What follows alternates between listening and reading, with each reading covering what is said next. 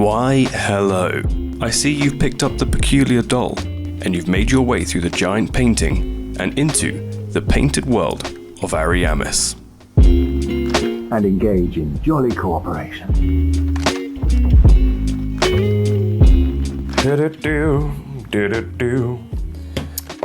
Good morning. How are we? It is safely into December now, so it is pretty cold everywhere. The temperature has dropped substantially, which is quite fitting for the painted world of Ariamis. So let's start with what I would like to call 6 pints and a kebab, a heavy night. Right? I'm so sorry. The Heavy Knight, also known as the Berenike Knight. Basically just a coat of armor is what this is. So, if you were looking for a quick, easy job that will only take you a few minutes, you could just dry brush on some metallics like Lead Belcher or Iron Warriors. I'm going to try do some different things with this. To start with, let's base this fella all over with some Lead Belcher, and then we can work from that upwards.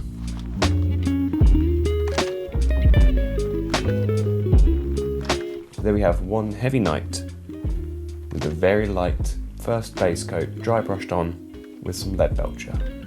So we're going to attempt some NMM, non-metallic metal style painting on this knight. See how we go with that, just to try and make it a little more interesting than just having metallic tones on it. On my wet palette, I'm going to have some Abaddon Black, some Ishin Grey, some Administratum Grey, and some Corax White.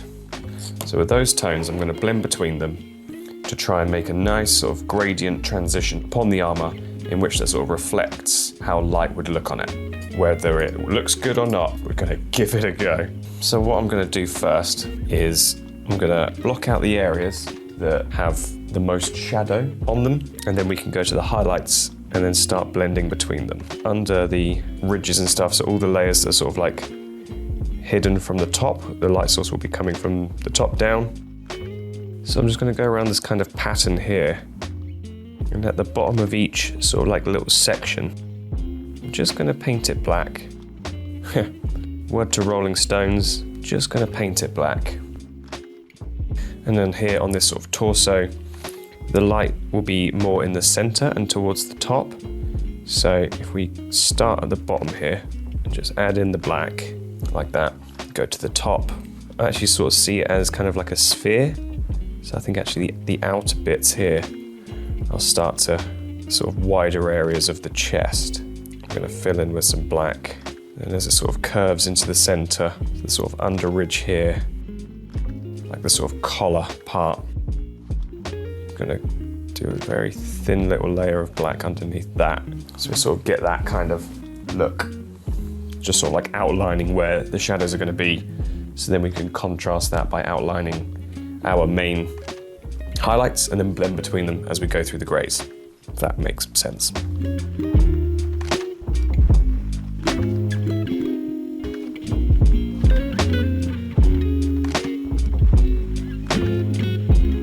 So we have all of our shadows added in onto this knight.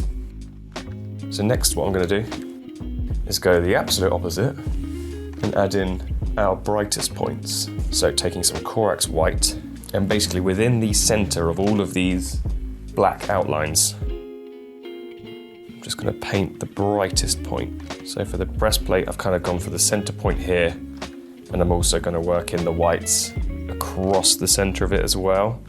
So not just the middle point vertically, but also horizontally, like that. And I'll kind of do that same thing with that same idea across all of it. Sort of hit that center point, and I'm going to kind of spread it out. So with the sword, basically highlighting all the opposite bits to the shadow, the underside of this circle, and then the top side of the hilt, the knuckles, and what we'll do is we'll use the greys to blend between the white and the black later on. On the head, I'm making the brightest point, this sort of top part of the sphere, top part of the helmet as well here, and now the shield. I'm gonna kind of just target these upper points. And then, same as like we did with the sword, just going to kind of make staggered light bounces with the white, just around the edge of the shield. Cool, so we go with our whites added in against the black. Looking pretty ridiculous right now. But what I'll do on the wet palette to sort of make our blended colours is I will take the Ishan Grey and I'll make a mid-tone, sort of 50-50 between the black and the grey. I'll take the white and some Administratum Grey, 50-50 roughly, make a mid-tone with that, and then just for consistency I'll make a mid-tone between Ishan Grey and Administratum Grey. And what I'll do is I will take the Administratum Corax White, which I'll just call our lightest grey, take our lightest grey, and I'll just start blending it outwards from the white. Now hopefully, if I just keep moving down, keeping the paints thin, it should start blending it. I'm just going to start moving down between these blends that I've made.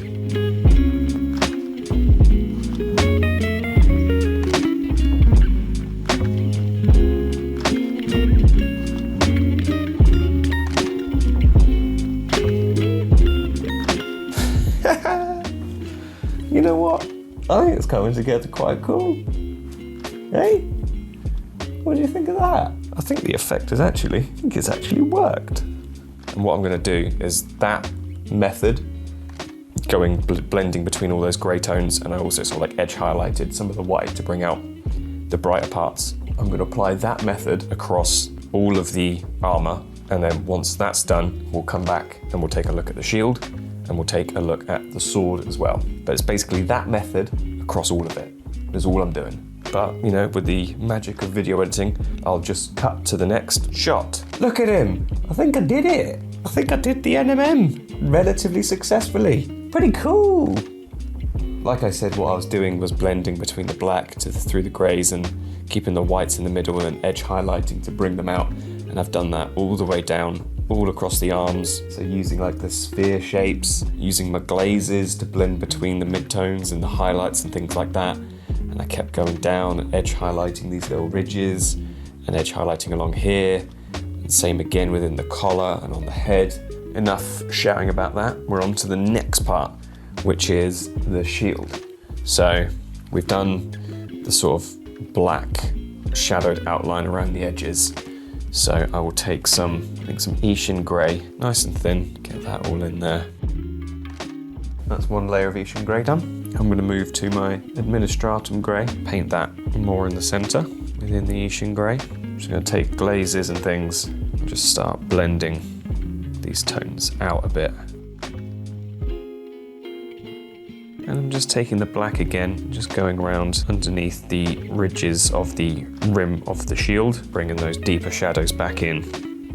Looks pretty cool. Fits in nicely with the rest of the NMM on the armour. I was going to carry on doing the same sort of thing around the rim of the shield and the centre, but actually I thought the Grey Knight steel that we used for the Black Knight in the Tomb of Giants, I actually really liked how that looked, and I am a big fan of this paint, so I thought, why not use it again? And I'm just going to detail in this centerpiece.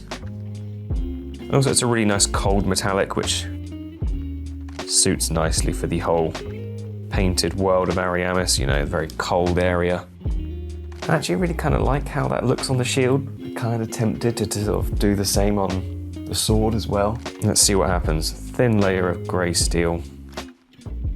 Yeah, I mean, it's kind of cool. I think I will add in some brighter whites on it as well to sort of zhuzh it up a bit. But what we do need to do for both the sword and the shield is far on a little bit of null oil, because there are some hard to get recesses and little cracks in them. And with the null oil done on the sword and the centre and rims of the shield, I'm just going to let him dry. And once that's dried, I'm just going to dry brush on some different tones to the sword to make it a bit more interesting, and maybe to the rims of the shield. With him dry, I'm going to grab some Necron compound. Let's just brighten up some points on it, shall we? Looking pretty cool. He is looking pretty cool.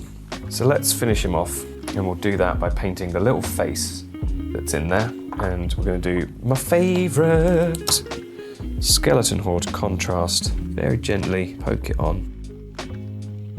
I think I will just beef that up a little bit. I'm going to add some Agrax Earthshade. Carefully just drop it on top of the skeleton horde contrast thing. There we go. One night. Took a fair bit longer than I had anticipated, but hey, this is a strong start for the video, I think. Let's do an easy one. Easier. Let's do Crow Demon. We're going to paint the wings with some Black Legion contrast paint.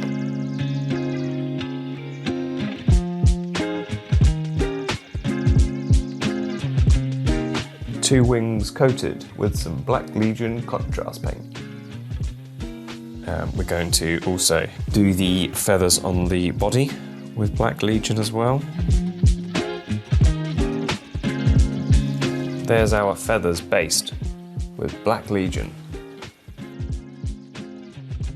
So with the crow's wings done, we're going to move on to the bodies. So what we'll do to keep things easy breezy is base the skin tone with Gilliman's flesh. I don't know how to pronounce it. Terrific. I'm not going to worry too much about doing details on the bottom of the legs because I think I'm going to put some coagulated blood down there to really spice things up. But the next step will be to do the sort of skin parts on the wings. So I think I'm going to use some Bugman's Glow to base it. And just these little spindly parts. Still don't know what the names of these parts of a wing are. But these spindly little fellas, just going to base them with the Bugman's Glow. Going to grab my little handle to help me out here. Another little handy thing that I 3D printed.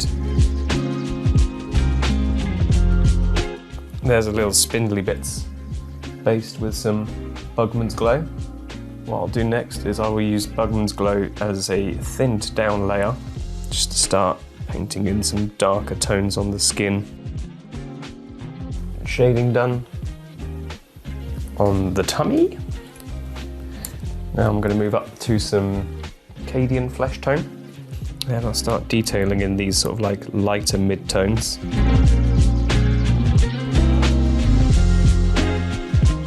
That done, we can add in the highlight, which will be done using some Kislev flesh. And I'll just target all the lighter upper regions with this colour. And there's our little body detailed in, nice and beautiful. What I'll detail in next will be some Abaddon Black, and I'm just going to do these little talons on the end of the wings. Cool, so we've got some talons detailed in. Now for the beak, Abaddon Black all over that beak, and then we'll brighten it up with some greys and whites. While I let that beak dry, I'm gonna get my dry brush again, get some Ishin Grey, and I'll just dry brush on some lighter greys onto the wings. The greys that I've had from before with the knight, I'll just move up through them and just add some variation to these feathers just by dry brushing them on. Yeah. So for the beak, I'm gonna grab some lighter greys that we used for the knight, like a bit of mix of Ishin Grey and Ministratum Grey, just slightly lighter than what you get from the Abaddon Black. Cool. There's our beak. Lovely. I'm gonna add a bit of Reichland flesh shade just to the spindly bits of the wings, just to darken them down a bit. And lastly, before we do a little fancy finish for it, I'm just going to grab some Abaddon Black, thin it down to a glaze, and just go over parts of the feathers to just add some shadow in little tucked up areas. Add that contrast to the dry brush that we added in earlier. Cool. Right, now for a little bit something extra, we're going to whack some of this stuff on. Coagulated blood. This stuff is awesome. Now I need a crappy brush. We'll start with a thin layer, and I'm just going to put it all over the bottom of the legs. Now, I've said it before and I'll say it again, but the lovely stuff about this coagulated blood is that the more you build up in areas, it will make the blood darker and thicker, but will also make it look more dense and stickier, which is really gross, but gives a really cool, like thick blood effect. So then like the more you build up in one area, you can just do lighter speckles of it the further you move up, so that you actually get like a cool layering of blood. Here we go. One gross crow demon. Nasty. And with that, we can move on to one of the many other enemies of the painted world. I think we shall do the Phalanx. The Phalanx is going to be kind of an interesting one because it's kind of just gloopy, gross guts, you know? Guts, berserk. So I'll probably start with a base of Guilliman's flesh contrast, just all over this nastiness that's going on. So there we are, one coating of Guilliman's flesh contrast to this gross looking abomination. We just need to let that dry for a second. So it's still needing to dry off a bit. So what I will do is I will base the spears with probably some Abaddon black. Like I think some black spears could be quite good, rather than just having them wood or metal or anything. I think a bit of gold could be quite cool to work in as well on the handles. So I'll just grab some Retributor armor. Black and gold is always a cool combination of colours, isn't it? Just a bit more interesting than just wood and steel, you know? Something a bit interesting going on. And for the tip, I'm going to load on some of the Grey Knight Steel again, because I just really like this colour. Cool, and then I'll just let all of that dry together, and then we can go around and do some final tidbits to it. Apologies if the colour is a bit different on the cameras. I had to go and do some filming at an event last night, so I had to take my setup down to do that. And I've changed a lot of the settings, and I can't remember how they were originally set up. Take a layer of the Bugman's Glow. So I'm gonna just start painting in some areas on this body with some of this darker pinky colour. No real rhyme or reason to this, just around areas that you think needs it, to be honest, because I'm probably going to incorporate lots of different kind of gross, gutsy kind of colours around it. That's how he's looking, with a bit of Bugman's Glow applied to him. So I'll probably grab some rat skin flesh, which is a dark orangey Caucasian kind of tone, weird deep orange skin tone. Yeah, something like that. Kind of gross. Maybe put in some Cadian flesh tone. Bit of a brighter, sort of standard Caucasian flesh tone. Because it's such a mess of an enemy, just with how it looks, you can really get away with doing anything for this kind of thing. I'm just kind of making it up as I go. I think we need some darker tones on him, so maybe some Wordbearer's red could be cool. You know, kind of dark reddish burgundy colour, sort of add a bit of that kind of like bloody tinge to it. Yeah, I think that's kind of worked out quite alright. Sort of ready base there of him. I think what will tie this together a bit as well will be to wash on a layer of this Reichland flesh shade, just this sort of nice dark fleshy shader. I'm just going to apply it over, and I'll just kind of darken it down, blend these colours together a bit, try and make it look like one big globule of horrificness. Yeah, sort of coming together pretty grossly. And we'll leave that to dry, and while it's drying we can do the shield. The shield is gold, or goldish, so I'm going to base it with some Rhinox hide to act as the sort of like dark colour of gold, and then we can dry brush the gold on top. Whilst the shield is drying, I'm going to just add a bit of highlighting to the spear handle here. Just a bit of Ishin grey, and I'll just paint some just strokes on the top here. And to the rest of it as well. All the other spears do the same kind of thing. I'll just grab some of the lighter greys like the Administratum grey that we already have. Do the same thing again. So I'll take some of the Corax white, highlight the edges of the spear tip. And I'll give all the spears a washing of Nuln Oil. For the shield, let's grab our Retributor armor again, grab a dry brush, give it a good old dusting. Now I often find that brown is a good shadow colour for gold rather than having black. Like when you see gold darkened down, it does have more of a brownish hue to it rather than just being black or grey or anything. I'll slowly just build up this layer of gold, mainly focusing on the centre and kind of working that outwards. Stupendous. Now what I will do is I'll wash that with a modicum of Nuln Oil, and then once that's dried we'll do some gold highlights to it. And with that we can finish it off by adding some auric gold, very vibrant, bright, glimmery gold tone. Just apply it to the centre of the shield, just work it outwards a bit. And there we go, a disgusting Phalanx blob. Horrible. Next up, we have the snow rats. So to begin with the snow rat, I'm gonna dry brush on the shadows to begin with. And for the shadows, I'm gonna use some Ishin Grey. I'm just gonna dry brush this dark grey from the bottom up, like so. Voila. I think we've got to rack our flesh just to add a bit of colour into that dark grey before we move up to the lighter greys. Then we can go up to Administratum Grey, and with that I'm going to go top down. And finally, some Corax White, and this will be the sort of main body because it is a snow rat. So same again as before, top down. And all these little pustules and little horrible boils on this, I think we'll colour in with some Mornfang Brown to start, sort of give it that horrible old crusty look. Ugh. So yeah, all these little sort of burnt areas, base them with a bit of this, make them look a bit scabby and gross. Yeah, so those little areas there.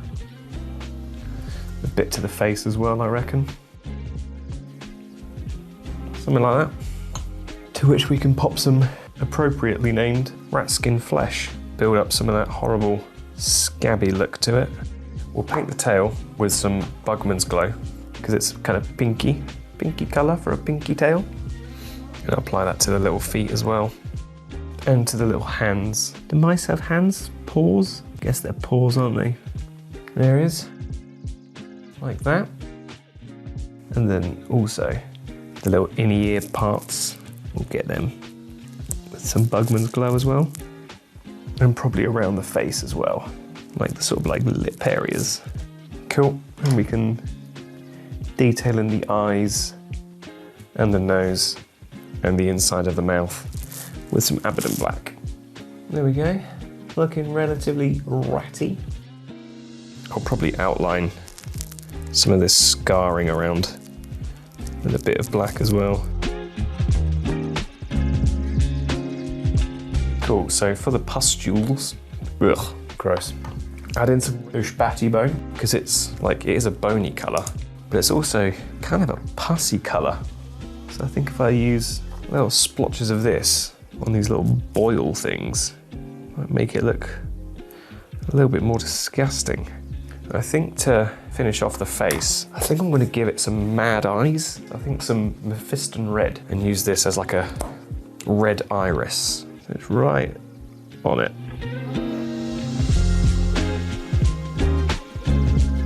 There we go, some crazy red-eyed rats. And just to finish off, before we call it a day on the rats, is I'm just going to do some Reichland Flesh Shade once again, and I'm going to use that on the tail and the paws. Okay, and there is a little snow rat. A gross little fella that is. So now we can move on to these little fuckers. I'm not going to go into great detail about this because if you want to see how I paint skeletons, go check out the Tomb of Giant video because I spend the entire video painting skeletons and how I do it. So I'm just going to use the exact same methods that I use in that to paint this. Once the skeleton is painted, we will check in to do the wheel. But it's basically just a quick rundown of what I will be doing from this Tomb of Giants video is coat of Skeleton Horde contrast, highlight with more cast bone, add in some wraith bone to bring in the lighter highlights, and then finish off with some ultra highlights of Corax White. That's basically my technique of doing skeletons, but again, detailed breakdown of that, go check out the Tomb of Giants video. So I will come back once this has been done. I've got the skellies done, and I'm going to move on to the wheel. And to base the wheel, I'm going to use some snakebite leather contrast, and that will go all over the wooden part of this wheel. I've got a very sad dog at the door because it's 15 minutes till her dinner time, and she's asking why she can't have dinner earlier. Aren't you? Aren't you? You've got 15 minutes until dinner, mate. Yep, I know.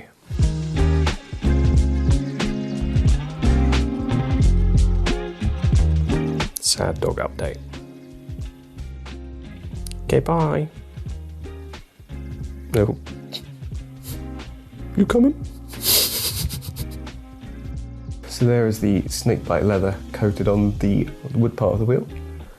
So what I shall do is take some Garagak Sewer contrast paint. I'm going to use this to do the shadows on the wheel.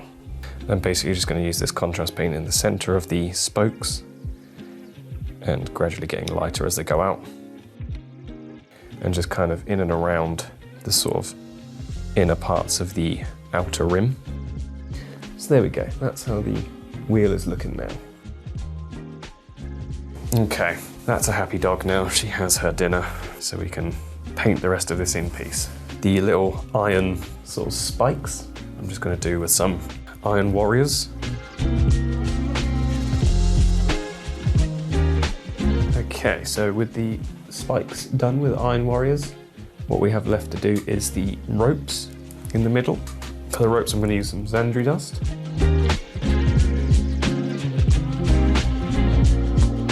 Okay, so with the ropes coloured in Xandri dust, what I am going to do is to olden them up a bit, is a little bit of Agrax Earthshade, just roughen them up a little bit, give them a little bit of darkish texture.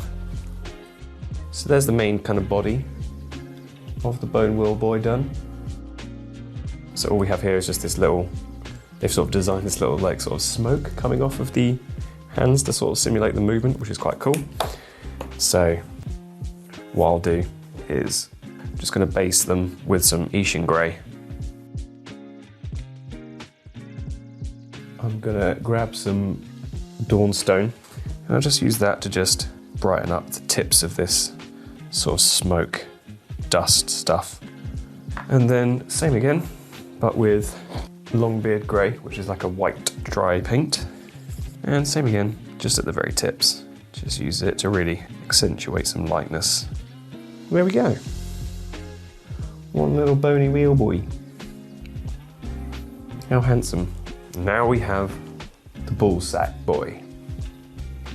Massive bloody head. What I'm going to do to start off this is the same as what we've done for other fleshy tones, is take some Guilliman's flesh. We're going to coat the whole ballsack. I'm also going to coat the skin with it as well. Okay, so it's primarily coated all over with a base of Guilliman's flesh. Looking pretty gross already. I'm mainly going to use contrast paints for this one, I think, because I'm going to create a flame effect later. So with some Garagak Sewer, I'm just going to use this contrast on the cloth. So for the torch I'm just going to paint with a coat of snakebite leather, like what we did with the Bonewheel wheel. We're going to start by basing the flame of ambition, with some Mephiston red. Now I'm going to move up to some orange, so some Troll Slayer orange, and this will go at the centre.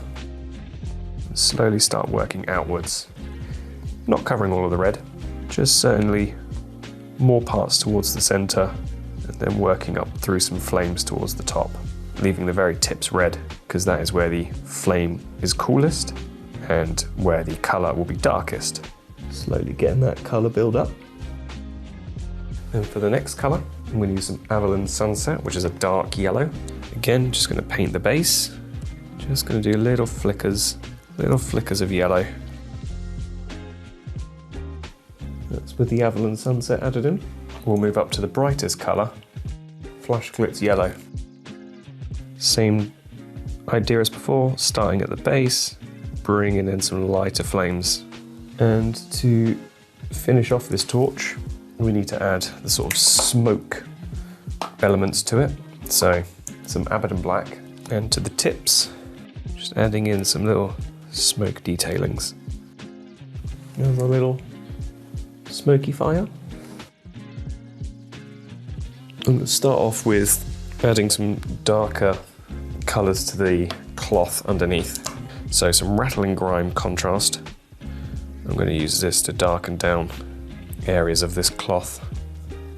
Now what we need to do is add in some extra colour to the head. So I'm thinking a bit of Flesh Tearer's red to give us that sort of deep reddish tinge to parts of the head, make it really bulbous, like this top section here, I reckon. Bit reddier, bit grosser.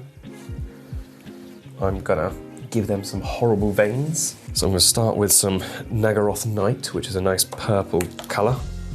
Adding some extra colour to these veins will make them a lot more interesting. Let's just dot around a couple other ones, and then we can add some extra colours in to flavour these veins up. There we go, looking pretty horrible. So that's with the purple done. I'm going to move on to adding some blue with the Cantor blue, and that should really add some deep emphasis to some of these veins.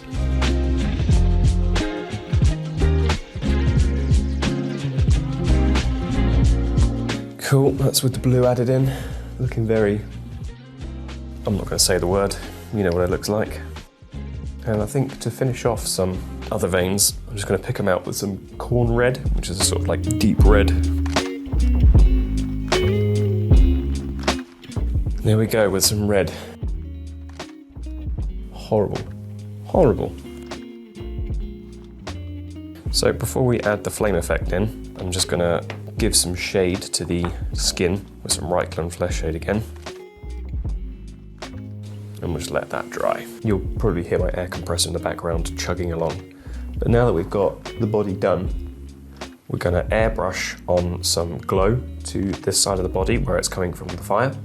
Now what the smart thing probably would have done for me to do is to save the flame till last and then paint it on over the top, but I didn't do that. So what we're going to do is just take some masking tape and we'll just cover the fire. That's the fire taped up and protected.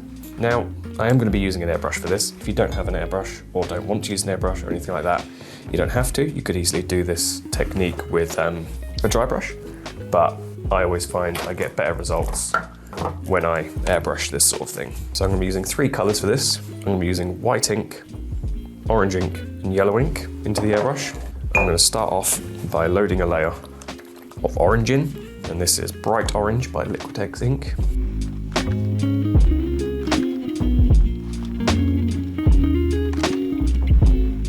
So there's our first blasting of orange, which will act as the sort of darkest reflection colour. Empty out the airbrush and put in the white. Okay, so now we have the white loaded in the airbrush. Same again, just targeting this area but within the orange that we've done. So you can see there, I've targeted some very strong white areas closer to the flame, and then the further it goes out is sort of blending into the orange. Now I'm going to use some yellow ink from Liquitex ink.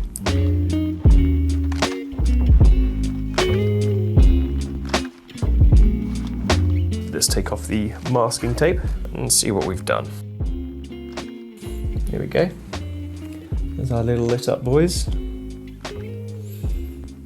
So now they are all painted, every single one of them, which is lovely, isn't it? And what I'm going to do to finish them all off is to base them.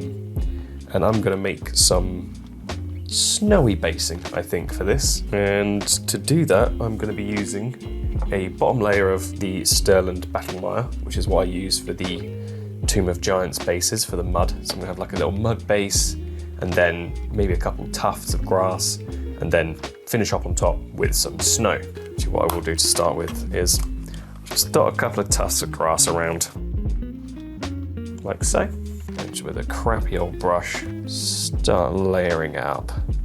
I know she's on a sort of stony ground, but to be honest, I'm a little under the weather, and to base these and still make them look quite good within the time frame I have, I'm thinking mud and snow. It's just a nice mixture in general. Okay, so there we go, and I'm just going to do the exact same for that across all of them, because there are a lot to do and I want to get through them as quickly as possible so this video doesn't take up all the time in the world. So I'm going to get some tufts on them, base them with some mud, then let the mud dry.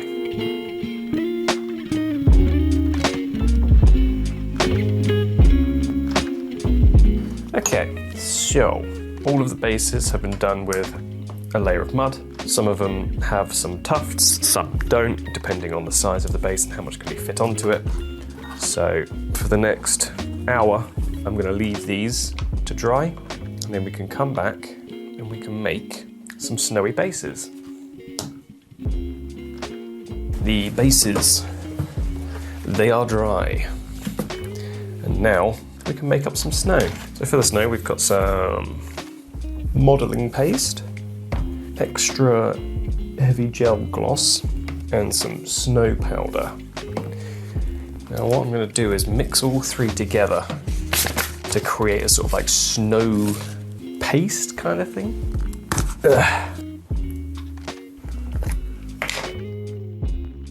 Bit of gel gloss. And now we can get some snow mixed in. Ooh, dear. There we go, we've got some sort of snowy kind of paste stuff going on. So let's apply that let's get an old crappy brush. That does not work anymore. We'll start divvying this out along the ground. Something like that. And then we can just grab some more snow and sprinkle it in and around. In this bottle I've got a mixture of PVA and water.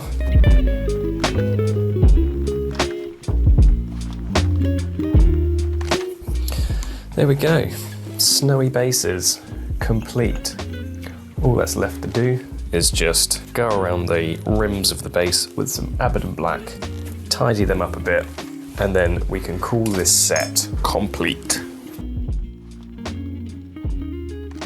So here it is, the entirety of the painted world of Ariamis, minus, the 3 character expansion characters, which I'll get to in another video. I'll do them all, don't worry. But for now, it is just the painted world of Ariamis characters. Painted, based, looking pretty frosty, pretty cool. We have the Heavy Knight done with his NMM styling, armour and shield and sword. And we finally have Crossbreed Priscilla herself.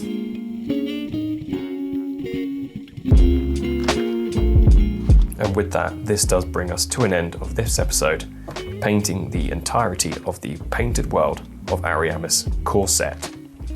Hope you enjoyed it. And if you don't mind me, I don't know whether it's the December winds or it's the frosty characters down here, but it's getting a little bit chilly in here. So I'm gonna shoot off, pop on a jumper, maybe pop on the heating if I'm feeling bougie. So, toodaloo.